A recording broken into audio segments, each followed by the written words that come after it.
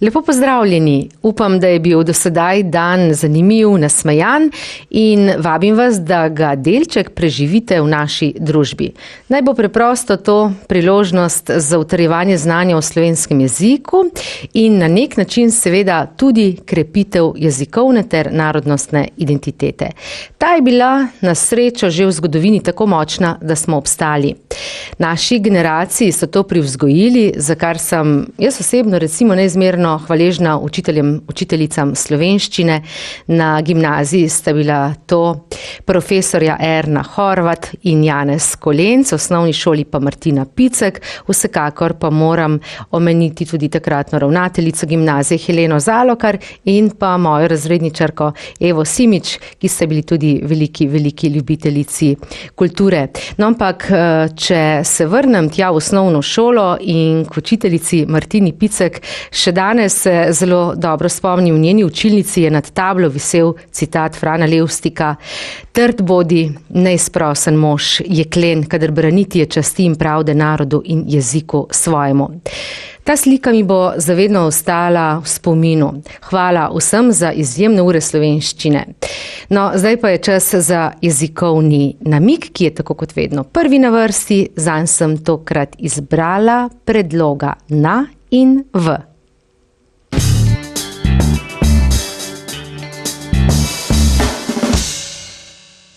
No, navadno pri izbiri predloga na oziroma v prevladuje, lahko rečemo, tako imenovana prostorska logika. Tukaj ni neke velike umetnosti, je pa dobro poznati nekaj tistih osnovnih namigov, kako si lahko pomagamo, ko se odločamo, ali je ustreznejši oziroma pravi predlog na ali v. Kadar gre za prostorsko opredelitev, v mislih imam recimo goro, otok, drevo, zato ne rečemo v goro in potem iz gore pa v otok, iz otoka, ampak na otok, z otoka in tako naprej. Ampak danes se bomo osredinili predvsem na predloga na in v pri zemljepisnih imenih. No, tukaj pa je situacija nekoliko drugačna, lahko rečem tudi nekoliko bolj zapletena. Pravzaprav nekega pravila, nekega jezikovnega tovrstnega recepta, s katerim bi vam lahko postregla, da bi ga imeli vedno pri roki, vedno v žepu, tako kot je imel recimo France Prešeren fige za otroke, preprosto ni. Bom pa razložila spet, kako si lahko pomagate oziroma v česa je odvisno, kateri predlog je pravi ali pa v nekaterih primerih samo ustreznejši, kajti kot bomo videli, sta včasih lahko oba oziroma tako predlog na kot tudi predlog v. Predvsem je pa pomembno, da se tukaj držimo vodila, da je ustreznejše tisto, torej tista oblika, ki jo uporabljajo v določenem zemljepisnem okolju. Torej bomo rekli preprosto, prebivalci imajo vedno prav. Tako kot se lokalno v nekem okolju govori, tistemu damo ponavadi prav in tako je potem tudi zapisano tako v leksikonu slovenska krajevna imena, kot tudi sicer v naših ostalih jezikovnih priročnikih. Poglejmo nekaj primerov, se pravi v Sevnici, v Brežicah, vsej, kadar gre za kraje, ki so v našem okolju, takrat seveda težav ni, ker nam je to nekako že prišlo v navado in seveda brez, da bi ob tem razmišljali, kako moram že reči ali na ali v, torej povezano sicer v Sevnici, v Brežicah, je to popolnoma enostavno, ampak kako gre pa za zemljepisno ali pa torej naselbinsko ali pa nenaselbinsko ime, ki pa ni iz našega okolja, ki ga ne poznamo, seveda pa lahko pride do te dileme, do te jezikovne zadrege. In če imamo torej v Sevnici, v Brežicah, v Semiču, v Loki pri Zidanem mostu, potem nekdo prihaja iz Sevnice, iz Brežic, torej iz Semiča, iz Loke pri Zidanem mostu in ne z Loke pri Zidanem mostu. Torej tukaj je pomembno pravilo, ki ga moramo poznati.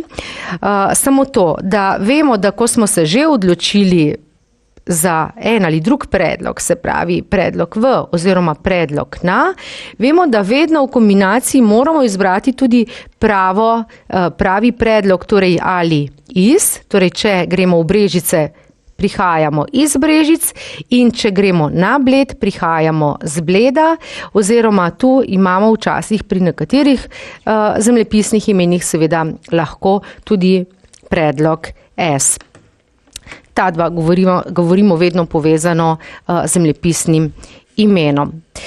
Poglejmo, torej, kako je pa v primerih, kjer sta obe možnosti, tudi kar nekaj zemljepisnih imen je v Sloveniji, torej nekaj krajev, mest ali občin, kjer sta možnosti obe, tako da tu pravzaprav neke napake ne boste naredili, ampak če pogledamo, kot sem že prej omenila, leksikon slovenskih krajevnih imen in bomo videli zraven napisan tako predlog na, kot tudi predlog v, je vedno napisan kot prvi tisti predlog, ki se pogosteje uporablja, ki je bolj razširjen med tamkajšnjim prebivalstvom in je torej priporočljiveje, da se odločimo zanj. Se morda pri ustni obliki sporočanja, komuniciranja to niti ni tako očitno, ali smo zadeli ali nismo, ampak kadar pa pišete kakšne dopise, takrat pa le bodite pozorni, da boste napisali prav. In ker ni recepta, ker ni nekega enotnega jezikovnega pravila glede torej predloga v na pri zemljepisnih imenih, je res priporočljivo, da pogledate v jezikovni priročnik. Vem, da ne boste zdajle za družinsko uporabo tekli v trgovino in kupovali za to jezikovne priročnike, ampak prepričana pa sem in vedno trdim, da pa v vsaki organizaciji, podjetju ali katerikoli drugi ustanovi pa bi že tak priročnik moral biti nekje v bližini pisarne, poslovne sekretarke, tajnice, da res temu posveti tisti, ki piše pozornost in napiše tako, kot je prav. No, res, da živimo v 3. tisočletju oziroma 21. stoletju, ko skoraj da ni informacije, ni podatka, ki ga ne bi našli na spletu, ampak ne zanašajte se preveč na strica ali gospoda Googla, v smislu, da bi odtipkali v Brežice, na Brežice, če je nekdo recimo iz Prekmurja pa Brežic ne pozna. Kajti morda boste našli različne zadetke tako za predlog v, kot tudi za predlog na. To pomeni torej, da se ne morete povsem zanesljivo odločiti za predlog na podlagi tega, ampak res jezikovni priročniki so tisti, kjer boste našli seveda pravi, ustrezen odgovor. No in za Ptuj je že tako. Včasih je bilo bolj pogosteje se uporabljalo predlog v, medtem ko v zadnjem času je predlog na in prav tak vrstni red, torej najprej na, kot priporočen, je zapisan tudi v leksikonu. No, tudi za Jesenice je tako, da sta obe možnosti, ampak kot vidite tu pa ravno obratno, se pravi, se pa priporoča. V Jesenicah so pripravili zanimivo prireditev in torej, če je v Jesenicah, potem iz Jesenic so prišli k nam na obisk zanimivi gostje. No, tudi za Podlog v občini Črnomelj je tako, da sta obe možnosti. Kako je torej, recimo, izbrala sem še za kot poseben primer Vini Vrh, zato ker je nekaterim v dolenjskem okolju to seveda zelo blizu, ga poznamo. Tukaj pride celo do lahko dvojne težave ali pa jezikovne zadrege. Prva je že ta, ali pisati vrh z malo začetnico ali z veliko, čeprav se danes ukvarjamo s predlogom, ampak mimogrede, če ga ne boste našli neke besedne zveze, zemljepisne, geografske, v leksikonu, to pomeni, da ni zemljepisno naselbinsko ime in v tem primeru bi pisali vse nadaljne sestavine z malo začetnico. V mislih imam Vini Vrh kot recimo Vinsko Gorico, kjer bi pisali torej vrh z malo. Ampak zapisano takole, se pravi Vini Vrh, oboje z veliko, pa gre v kategorijo zemljepisnih naselbinskih imen, zato zapisano torej oboje z veliko začetnico. No in če se osredinimo zdaj na ta predlog na ali v, ker je Vinih vrhov tudi v tem zemljepisnem naselbinskem smislu v Sloveniji več, si enostavno ne moremo pomagati drugače, kot tako, da pogledamo ta krajevni leksikon, ker seveda ne vemo, kako na enem koncu Slovenije uporabljajo tamkajšnji prebivalci, kateri predlog jim je bližji. Tako imamo recimo Vini Vrh v občini Cerknica, pošta Nova vas, no in tu je recimo predlog na Velikem Vrhu. Medtem, ko je recimo Vinji Vrh, smo rekli, zdaj sem pa pogledala Veliki Vrh, kjer je podobno, imamo več velikih vrhov tudi v Sloveniji in eni so eni se pravi Cerknica je na Velikem Vrhu, potem pa recimo Cirkulane tam je v Velikem Vrhu, no in če pogledamo, kot rečeno, tudi Vinji Vrh, imate tudi tule lepo prikazano, recimo en pri Brežicah, Cerklje ob Krki ali pa Litija, se pravi ta Cerklje ob Krki na Vinjem Vrhu, medtem ko je občini Primskovo pa v Vinji Vrh. Se pravi, gre za enako besedno zvezo, na nek način za enako poimenovanje, zemljepisno naselbinsko ime, pa vendarle na različnih koncih Slovenije uporabljamo različna predloga, enkrat predlog na, enkrat predlog v. Poglejmo, kako je pri Semiču, občini Semič. Odpeljali smo se na Vinji Vrh, torej na Vinji Vrh pri Semiču. Se pravi, ne glede na to, da je tu vrh, ne moramo vedno povezovati to z neko logičnostjo, da ker je vrh, ker je torej na nek način vzpetina, da je zato vedno predlog na. In to je tisto, kar je zavajajoče, da ravno po tem principu ponavadi ravnamo, se odločamo, ampak je včasih, kot vidimo, lahko tudi predlog v. No in podobno je na primer tudi zemljepisnim naselbinskim imenom Trška gora. Zdaj, če je Trška gora, gora z malo in je to Trška gora, ki je spet recimo vinorodna gorica, vzpetina, potem celo gora z malo začetnico. Kadar je pa to zemljepisno naselbinsko ime, potem pa je spet lahko to razlika in je lahko spredaj predlog na ali predlog v. Če pogledamo konkretno, recimo v Krškem, tam bi pisali in rekli na, torej na Trški gori živijo naši prijatelji, medtem ko bi lahko se odločali med enim in drugim predlogom, kadar gre za Trško goro, ki spada pod Otočec. No in potem je še Trška gorca, recimo, ta je v Šentjurju pri Celju, tam pa je priporočeno uporabljati predlog v, lahko pa tudi predlog na. Skratka, treba je med ljudi se pogovarjati, biti tenkočuten, prisluhniti, kajti tudi spoštovanja do ljudi, ki jim pišemo, ki tam živijo, je prav seveda, da uporabljamo pravi predlog ob posameznih zemljepisnih naselbinskih imenih. No, tudi pri nekaterih tujih mestih je seveda tako, da lahko uporabimo oba predloga tako na kot tudi v, ponekod pa seveda te možnosti ni, ker bodite pozorni, ko nas vabijo in pravijo iz Dunaja, vas popeljajo tja in tja, verjetno z Dunaja, kaj ti gremo na Dunaj in potem torej prihajamo z Dunaja. No, poglejmo, kako je pa pri državah. Boste letos letovali na Malti ali v Malti? Nekako je tako tiho spet pravilo, da se to ravna glede na to, za kakšno geografsko, bom rekla, zgradbo gre, in ker je to otok, potem je to na Malti in je torej z Malte, enako recimo na Tajvanu, z Tajvana, na Šrilanki, z Šrilanke, kje se lahko, poglejmo recimo še en primer še enega kraja v Sloveniji, kje se lahko posladkamo z okusnimi kremnimi rezinami na Bledu ali v Bledu. No, mislim, da je to pa že tako zelo znano tudi pri nas, da vemo, da gremo na Bled. Tudi to zato, ker je, torej izhaja iz besede otok oziroma v geografskem smislu, torej otok, in zato z otoka, zato z Bleda, in torej smo bili na Bledu in prihajamo z Bleda.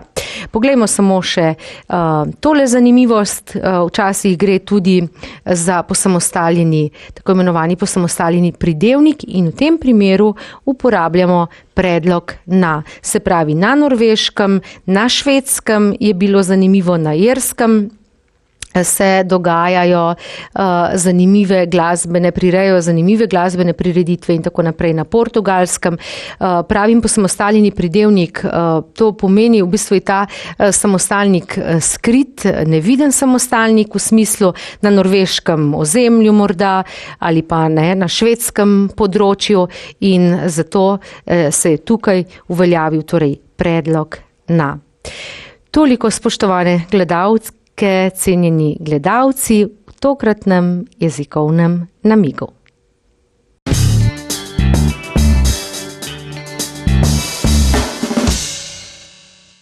V rubriki Zanimive besede pa brkujem po etimološkem slovarju, poslušam in poskušam izbrati besede, ki so zanimive za širše občinstvo.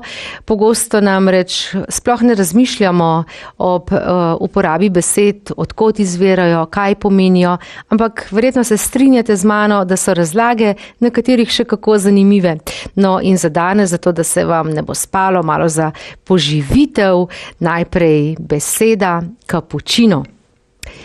Pogosto jo uporabljamo, naročamo ta kapučino, v gostinskih lokalih pa verjetno sploh ne razmišljamo. Pomembno nam je samo, da je okusen, da je narejen tako, kot smo si ga mi zamislili, ne razmišljamo pa, od kod pravzaprav ta beseda sploh izvira. Pa poglejmo, kaj pravi etimološki slovar o tej besedi.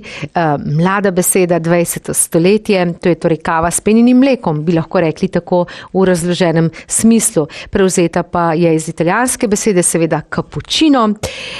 Zanimivo morda je pa to, da se imenuje po menihu kapucinu, torej po redu menihov. Kava s penjenim mlekom je tako imenovana torej zato, ker njena barva spominja na barvo plaščev menihov kapucinov. Tako da le bodite zdaj, kadar boste naročali kapučino, pozorni na to, ali je to taka prava, tista rjava barva kapucinov, če ni potem morda tudi kapučino, ni tisti pravi, ni izvirni, ni originalni.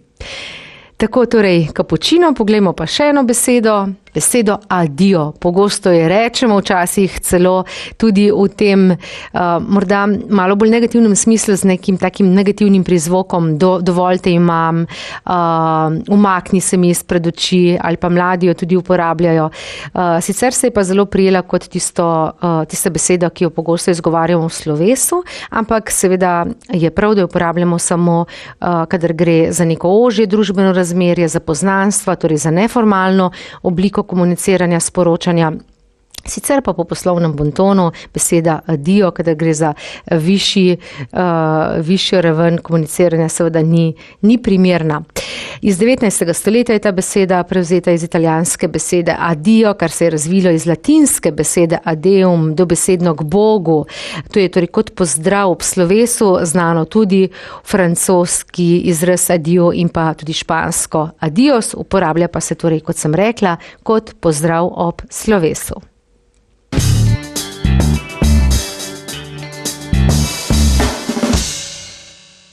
Marca praznujejo tudi Gregorji. Že Oton Župančič jim je posvetil nekaj verzov. Na Gregorjeva otec, še veš, se ptički ženili so, je zapisal. No in v tokratni rubriki Ime mi je, sem izbrala prav to ime, torej moško ime Gregor, tisti, ki gre gor. Poglejmo, kaj pravi razlaga v tem imenu.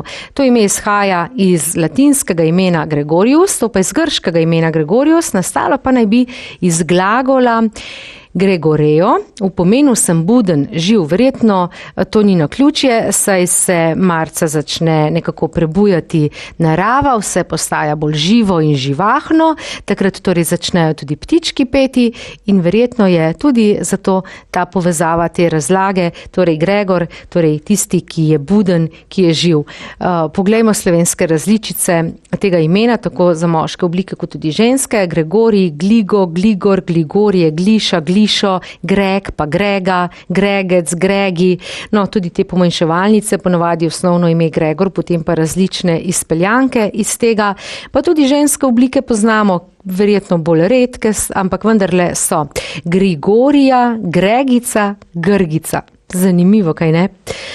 No, vedno pogledamo seveda, kako je s pogostostjo ki vam je tako ime, torej kot predstavljamo v tej rubriki. Verjetno zanima tudi to, koliko vas je v Sloveniji. Vedno se opiramo na podatek iz konca leta 2007, 31. decembra leta 2007 je bilo v Sloveniji moških oseb z imenom Gregor 9563. No, in med vsemi moškimi imeni je ime Gregor po pogostosti uporabe uvrščeno na 21. mesto.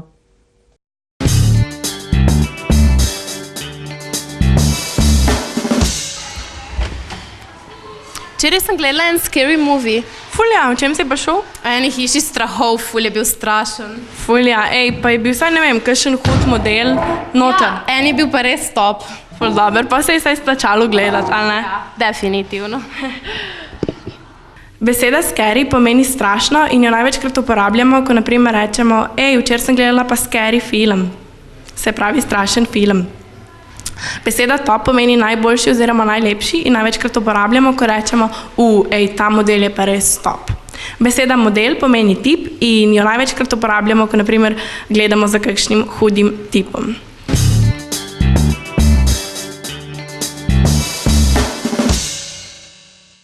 Se spomnite, spoštovane gledalke, cenjeni gledalci, 14. oktobra leta 2012. Ja, to je bil tisti dan, ko so bile mnoge oči uprte v Felixa Baumgartnerja, tistega pogumnega fanta, možakarja, ki se je odločil za neverjetno avanturo, ki smo jo, kot rečeno, spremljali prek mnogih medijev. Felix Baumgartner je sicer Avstrijec, rodil se je v Salzburgu, ampak pravi, že od malega je vedel, da bo skakal. No, sicer tale knjiga, pravijo tudi strokovnjaki, ni velik literarni presežek, je pa zanimiva zaradi odkritosti, zaradi zanimivih podatkov, zaradi teh njegovih otroških sanj, o katerih je sanjal, ko je takole že kot majhen deček sanjal o tem, kako bo skakal. Najprej z dreves, potem z mostov in tako naprej. Ta višina se je vse bolj dvigovala in spomnite se seveda do tistega najvišjega cilja, ki ga je 14. oktobra leta 12 tudi seveda uresničil. S padalstvom se je začel sicer ukvarjati že leta 86, ko je bil star 16 let, najprej kot civilist v vojaškem športnem društvu, potem pa je vstopil v avstrijsko vojsko, vse zato, da bi čim več zvedel o tem, da bi se čim več naučil. Morda, preden smo ga začeli spremljati, smo mnogi mislili, kaj pa to pravzaprav je. Potreben je pogum, ščepec, oziroma verjetno ne ščepec, vreča norosti in to je to. Ampak seveda to ni tako preprosto, veliko priprav, tako fizičnih kot tudi psihičnih je bilo potrebnih, da se je sploh odločil za to avanturo in tudi za to, da mu je uspelo. No, če boste se odločili za branje te knjige, boste tule lahko pogledali tudi veliko res zanimivih fotografij, tako boste izvedeli, da je delal tudi kot vajenec v mehanični delavnici, pa na gradbišču, da je bil raznašalec paketov, skratka, da je resnično veliko poskusil, ampak ves čas sledil svojim sanjam, imel velike sanje, ampak tudi pogum, da bi jih uresničil. No, in ko je Red Bull organiziral neko prireditev za skakalce že leta 92, so prišli tudi v padalski klub, katerega član je bil Felix in tako so se nekako povezali in ta cilj je nenadoma postal že zelo blizu. No in padalstvo je potem postalo res, lahko rečemo, njegov način življenja. Ena od razlik je v tem, da se pri padalstvu padalo odpre, kot pravijo strokovnjaki, 800 metrov nad tlemi, pri base skokih pa šele tik nad tlemi in tudi v tem se je seveda poskusil. In kakšni so pravzaprav občutki človeka, ki drvi z glavo navzdol, z nadzvočno hitrostjo proti zemlji? Si to sploh lahko predstavljamo? No, tudi o tem piše v knjigi, veliko je seveda povedal že tudi v intervjujih, to smo lahko prebrali, ampak v knjigi boste izvedeli seveda še veliko več, tako da to je neke vrste dnevnik, potem tudi pogovor z njegovo mamo, kaj je doživljala ona ob tej njegovi odločitvi in potem seveda tudi njegovem dejanju. In kot sem rekla, tudi veliko njegovih fotografij zasebnega življenja. No, zanimivo je morda to, da v knjigi ne manjka tudi recept za zrezek, poimenoval ga je Jump and Run, je pa ta recept nastal po priporočilu njegove mame Eve. Skratka, knjiga, ob kateri se boste zabavali, morda pa dobili sami svoje sporočilo, namig. Tako kot sem rekla, čeprav ni literarni presežek, nima tovrstne umetniške vrednosti, pa boste morda v knjigi našli nek pogum oziroma dobili pogum, da boste rekli, saj če je zmogel Felix narediti to, zakaj pa jaz ne bi, ne vem, recimo zamenjal službe, se prvič pri 50-ih spravil na smuči ali karkoli drugega. Skratka, morda boste ugotovili, da meja ni, če imate dovolj močne želje, ki prirastejo v cilje, če imate pogum, če ste hkrati tudi vsaj malo drzni. Že Napoleon Bonaparte je rekel, umetnost je biti hkrati drzen in predrzen. Kje je pravzaprav ta meja, pa seveda ve vsak zase še najbolj. Tako da želim vam veliko užitkov ob branju knjige z naslovom Kralj neba. Poglejmo pa še kaj vas sprašujem v zvezi s to knjigo, tako kot vedno, tudi tokrat knjigo podarja knjigarna Felix, ki ima poslovalnice po celi Sloveniji, tako tudi v novomeški Kulandiji. Sprašujem pa vas, katerega leta je Felix postavil svetovni rekord v višinskem skoku. To sem kar nekajkrat pri predstavitvi knjige tudi povedala. Odgovor pošljite na naš že znani naslov, televizija Vaš kanal, Podbevškova 12 8000 Novo mesto, lahko pa seveda tudi po elektronski pošti vaskanal@tv-nm.si pripišite za oddajo Moja slovenščina, zraven dodajte številko 33 in pa dokdaj lahko to storite, vaša sporočila, vaše odgovore pričakujemo tja do 3. marca, takrat pa se bodo že kmalu pripravljali ptički na svojo ženitev, kaj ne?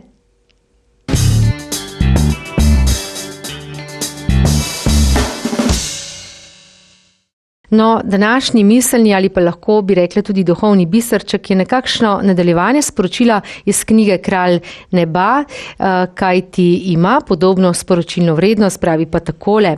Ko si kaj res neomajno želimo in v sebi globoko trdno verjamemo v odločitev, vse sile sveta stremijo v to, da se nam želja uresniči. Le zaupati jim moramo in se jim prepustiti, ko nam znameni kažejo, kako naj ravnamo naprej. Ja, zato spoštovane gledalke, cenjeni gledalci, skristalizirajte svoje želje, zapišite jih, da bodo postale cilji.